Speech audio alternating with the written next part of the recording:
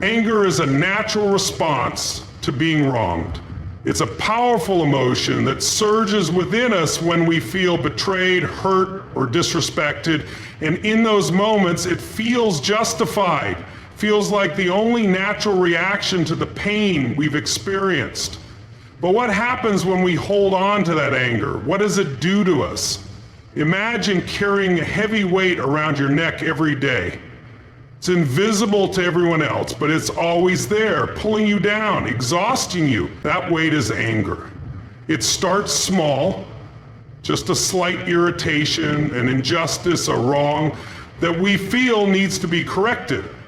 But as we hold on to it, as we replay the situation in our minds, it grows heavier. Every thought of revenge, every moment spent ruminating on the hurt adds another layer to that weight. Soon it's not just a passing thought, it's an emotional anchor that keeps you stuck in the past. What we don't often realize is that anger, when held too long, doesn't hurt the person who wronged us. It doesn't punish them, it punishes us. We might think that by holding on to anger, we're asserting control or power over the situation, but in reality, we're giving that power away. We're allowing someone else's actions to dictate our emotional state day after day. We're allowing their cruelty, their words or their actions to dictate our thoughts, our mood, and our entire life. Every moment spent stewing in anger is a moment wasted on something that will never change. It's a choice we make, whether consciously or unconsciously, to hold on to that anger, and in doing so, we become its prisoner. We put ourselves in a mental and emotional cage, locking ourselves away from the peace and growth that we deserve. We start to believe that the only way we'll ever feel better is if they pay for what they did. But here's the truth. Revenge, resentment, and anger don't bring us peace. They keep us trapped in a cycle of negativity. It's like trying to move forward while dragging a boulder behind you. No matter how hard you try, you can't go far with that weight attached to your soul. And it affects more than just your emotions. It seeps into your physical health. Research has shown that holding on to anger can lead to chronic stress, headaches, tension, high blood pressure, and even heart problems. The body reacts to our mental state, and when we harbor anger, it manifests physically. It affects our sleep, our relationships, and our overall well-being. You may feel justified in your anger, but you're also allowing it to slowly erode your health, your energy, and your happiness. What's worse, anger clouds our judgment. It keeps us from seeing things clearly. When we're angry, we're not thinking rationally. We're thinking emotionally, and in those moments, our decisions are often clouded by the heat of the moment.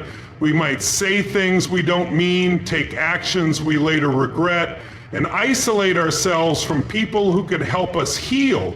Instead of focusing on how to move forward, we get stuck on the past, consumed by something that's no longer in our control.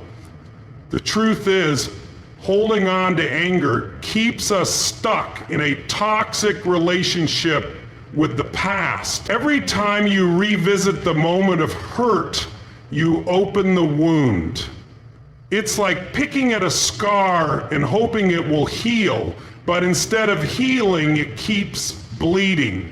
You're not allowing yourself the opportunity to move forward, to grow, to heal. You're locking yourself into a pattern of self-inflicted suffering. And here's the hardest truth. The person who wronged you is likely not spending their days consumed by guilt or regret. They may have long moved on, unaffected by the pain they caused you. In fact, they might not even be thinking about you at all. And yet you're the one carrying the weight. You're the one who's allowing them to control your emotions and your peace. Every day you hold on to that anger, they continue to have power over your life. And that power is one you gave them. But the moment you choose to release that anger, to stop letting it dictate your thoughts and your actions, you regain that power. You take back control of your life. You free yourself from the emotional chains that have held you down for so long. You can't change the past, but you can control how you respond to it. And when you decide to release the chains of anger, you free up energy that can be used to create a future you desire, one filled with peace, growth, and strength. In life, we often feel the pressure to rush, to make things happen on our timeline, and to force situations to align with our desires. We become obsessed with controlling every moment, every outcome, as if by sheer willpower we can manipulate the course of events to match our vision of success or justice. But the truth is, some things are simply beyond our control. There are forces at work in the universe that operate on a much grander scale than our limited understanding allows. This is where divine timing comes in, the invisible yet undeniably powerful force that guides our lives toward the outcomes we need, not necessarily the ones we want. Divine timing operates on a level beyond our comprehension. It is the realization that things are happening exactly as they are meant to, even when we cannot see it, even when it seems like life is unfair or out of alignment with our desires. In moments of frustration or impatience, it's easy to forget that every step we take, every decision we make, is part of a much larger plan. The events and people that cross our paths, the opportunities that present themselves at just the right moment, the setbacks that teach us valuable lessons, these are all part of a divine orchestration that is happening even when we can't see it. We've all had experiences where things didn't go as planned. You tried to force something to happen, you pushed, you struggled, but it still didn't work out. You may have felt like you failed, or like the universe had somehow turned its back on you, but in reality, divine timing was simply at play. Sometimes, when things don't go as we expect, it's not because we weren't good enough or we weren't deserving enough. It's because what we're seeking isn't aligned with the timing of our higher purpose. The universe, or whatever you believe in, has a much bigger picture in mind, and it knows when the right time will come for everything to fall into place. Think about the moments in life when you thought something wasn't meant to be. Maybe a relationship that ended, a job that fell through, or an opportunity that slipped away. You might have been devastated in that moment, questioning why things didn't work out, wondering if it was a sign that you weren't meant for greatness. But if you look back now, you might realize that those moments were just stepping stones to something greater. They were part of the divine timing at work in your life, preparing you for the exact moment when the right opportunity, the right person, or the right situation would enter your life. Without those failures, you wouldn't have been ready for what was coming next. Without those closed doors, you might not have noticed the open window that was waiting for you all along. We often forget that timing is everything. The right things happen at the right moment. Even if it feels like we're running out of time or opportunities, life is not a race. It's not about being the fastest to reach the finish line. It's about being in the right place at the right time, in sync with the universe's plan.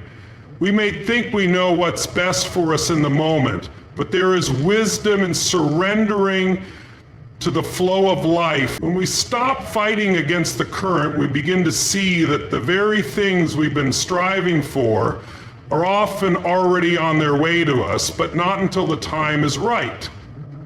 Divine timing is not always easy to trust. We are impatient beings, conditioned to expect instant gratification. We live in a world where we can get almost anything at the push of a button, and we become accustomed to getting what we want when we want it, but life doesn't work that way. True growth comes when we learn to surrender to the timing of things. We are not meant to control everything. There is beauty in the process, in the waiting, in the space between where you are now and where you are destined to be. This space is not empty, it is filled with purpose, preparation, and alignment. It's in these moments of waiting that we develop the strength, wisdom, and resilience to face the next phase of our journey. When we trust in divine timing, we let go of the need to control outcomes. We stop trying to force things to happen on our timeline. Instead, we focus on staying true to our path, doing the work, being patient, and trusting that everything will come to us at the exact moment it is meant to. The doors we are meant to walk through will open when we are ready, not a second too soon, not a second too late.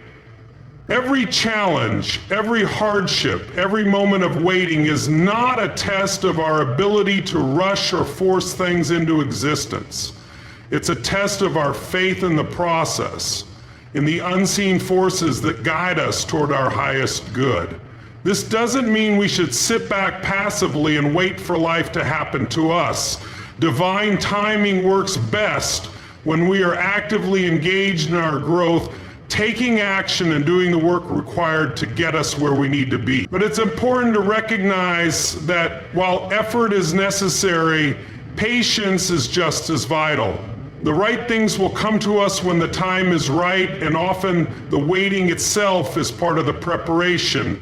The lessons we learn in those moments of waiting are just as important as the achievements we eventually celebrate. There's a peace that comes with trusting in divine timing. It's the peace of knowing that no matter how much we want something, it will not come until we are ready. It's the peace of knowing that the universe is working on our behalf, even when we can't see the full picture. And when you let go of the urgency, when you trust that everything is unfolding as it should, you begin to see the magic in the moments. You begin to understand that the right opportunities, the right people, and the right experiences are coming to you at the perfect time.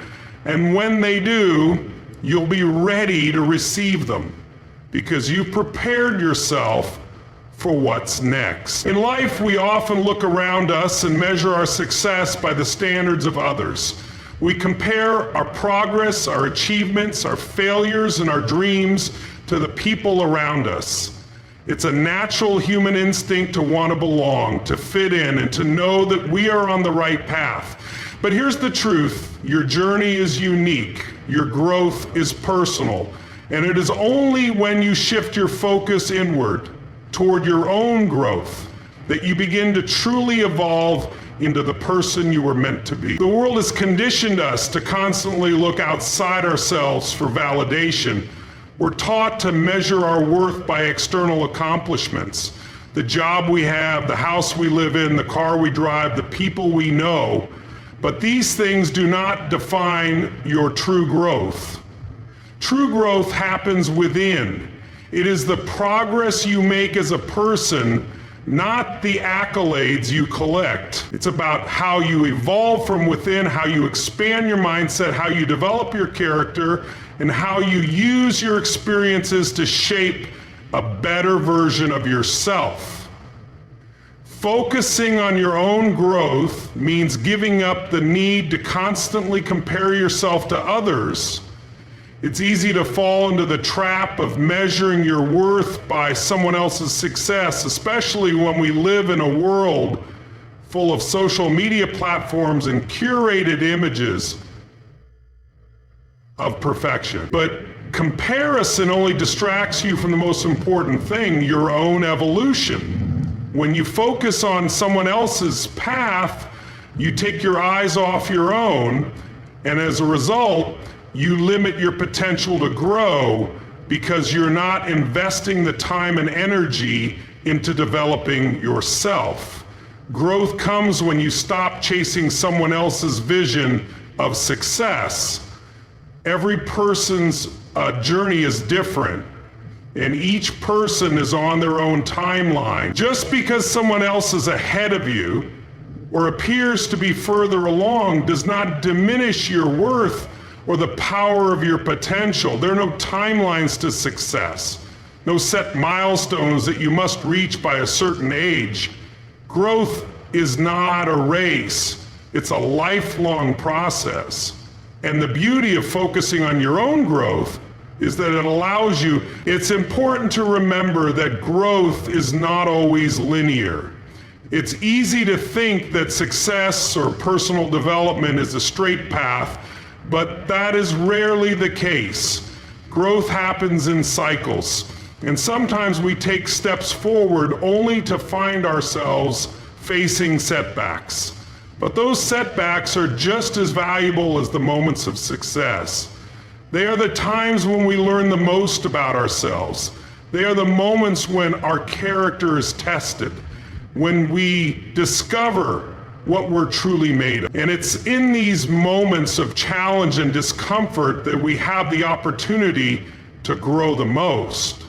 If we constantly focus on avoiding pain or discomfort, we miss out on the invaluable lessons that come with it. Growth often happens in the spaces where we feel the most uncertain, the most vulnerable. It's when we're pushed to our limits that we begin to tap into our true strength. Focusing on your own growth requires a deep commitment to self-awareness. You must become intimately familiar with your strengths, your weaknesses, your values, your desires, and your fears. Self-awareness is the foundation upon which personal growth is built. Without it, you will continue to make decisions that are not in alignment with who you truly are. Growth begins with the courage to face yourself honestly, vulnerably, and with compassion.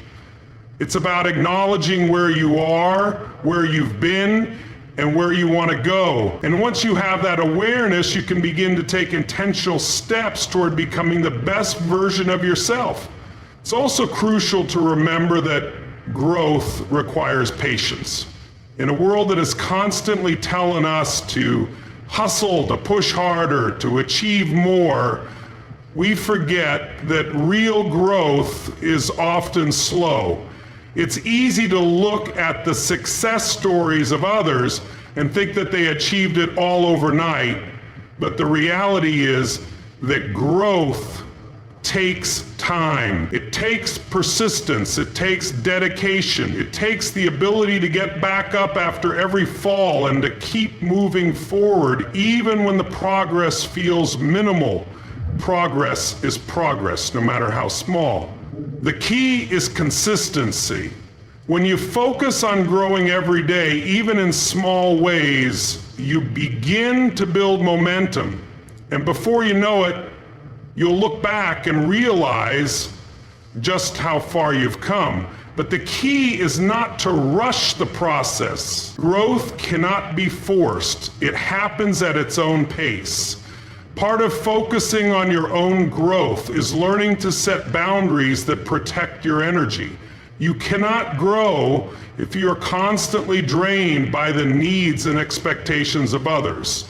It's essential to identify where your energy is being directed and whether that energy is aligned with your growth.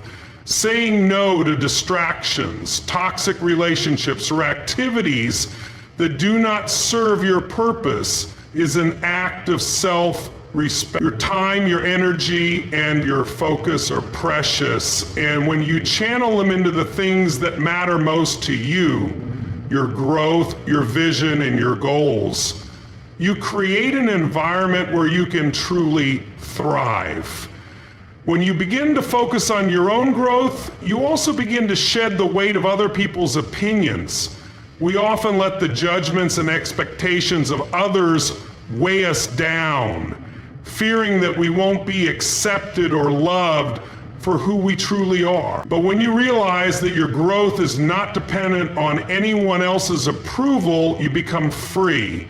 You free yourself from the need to conform, to fit into someone else's idea of success or happiness. Your happiness, your growth is yours to define. And the more you embrace this truth, the more empowered you become to live authentically and pursue the life that is truly meant for you. When you focus on your own growth, you also begin to understand the importance of self-compassion. We often are our own worst critics, harshly judging ourselves for every mistake, every imperfection. But growth requires kindness, patience, and understanding. When you fall short, when you make a mistake, don't punish yourself. Instead, view it as an opportunity to learn and grow. See it as a stepping stone on your journey, not a roadblock. Self-compassion allows you to treat yourself with the same kindness and understanding that you would offer a friend in need. It creates the space for you to learn, to improve, and to continue evolving. Focusing on your own growth is the most powerful investment you can make in your future. The more you focus on improving yourself, the more you elevate your life. And as you grow, you naturally attract the people, the opportunities, and the experiences that are in alignment with your highest potential. When you focus on your own growth, you become a magnet for success and fulfillment, because success is not just about external accomplishments, it's about the internal transformation that happens along the way. It's about becoming the person who can handle the success, the person who can thrive in any situation, the person who can weather any storm. Your growth is the foundation of everything else that will come into your life. And when you focus on your growth, you begin to create a future that is far beyond what you ever imagined. Energy is one of the most vital and powerful forces in our lives. It shapes our experiences, influences our actions, and drives us toward our goals. But energy is not a finite resource. It is constantly shifting, ebbing, and flowing, and most importantly, returning to us in ways we often don't expect. The return of energy is a concept that holds deep significance in the journey of personal growth and transformation. It's the understanding that the energy we put out into the world, whether positive or negative, ultimately comes back to us, sometimes in unexpected ways, and with a force that can propel us forward. Think about energy as a currency of sorts. It's something we constantly exchange with the world around us. When we put our energy into our work, our relationships, our dreams, and our efforts, we are investing in our future. We are creating a cycle of energy that will eventually return to us, not necessarily in the form we expect, but in a form that is always aligned with the vibrations we are putting out into the universe. The beauty of the return of energy lies in the fact that it is not always immediate. We often don't see the rewards right away, and this is where faith and patience come in. Trusting that the energy you are investing today will return to you is an act of belief in the process of life itself. When you invest energy into positive endeavors, into helping others, into pursuing your dreams, into doing good in the world, you are creating a ripple effect that extends far beyond what you can see. Every act of kindness, every step forward, every challenge you overcome is an investment that will eventually return to you. The return might not come in the way you thought it would. It might not come directly from the people or situations you expect, but it will come. The universe works in mysterious ways, and the energy you put into the world will find its way back to you in the form of opportunities, connections, breakthroughs, and moments of grace. But the return of energy is not always immediate. In fact, sometimes the energy you invest today takes time to manifest in your life. It's easy to get discouraged when you don't see instant results from your efforts. We live in a world that demands immediate gratification, where success and rewards are often measured in the short term. But true growth, true transformation takes time. It's like planting a seed and waiting for it to grow. You don't see the roots forming under the soil, but they are there, doing the vital work needed to sustain the plant as it grows toward the surface. The same is true for the energy you put out. The returns might not be visible right away, but they are forming beneath the surface, gathering momentum until the moment when they finally emerge into your life. Energy also returns to us through the people we encounter. The relationships we cultivate, the connections we make, and the interactions we engage in all influence the energy that returns to us. When you put positive, loving, and generous energy into your relationships, you create an environment where that same energy can return to you. Think about the people in your life who constantly give. These people are often the ones who receive the most in return, not necessarily in the form of material wealth, but in the form of love, support, and opportunity. It's not always about what you get from others. It's about what you put into the relationships that matter most.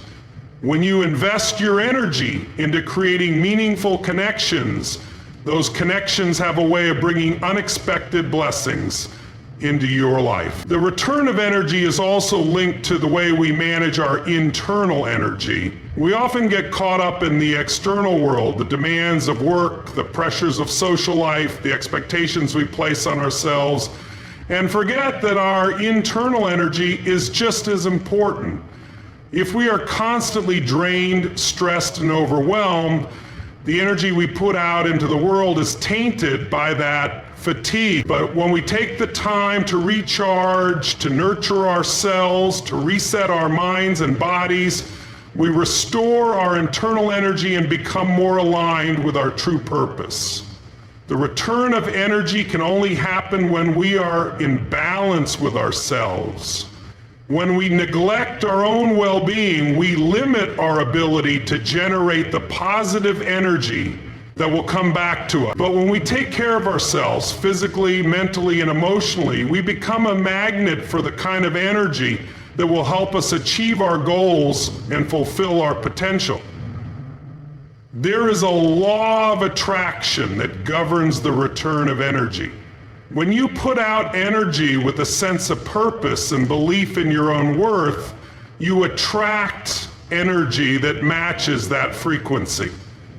If you operate from a place of fear, doubt, or scarcity, the energy that returns to you will reflect that. But if you focus on abundance, gratitude, and love, the energy that returns will mirror that mindset. The return of energy is directly tied to the vibrations you are emitting. You get back what you put out, not because of some cosmic rule, but because the world is a reflection of your internal state. When you raise your vibration, you attract higher vibrational energy into your life.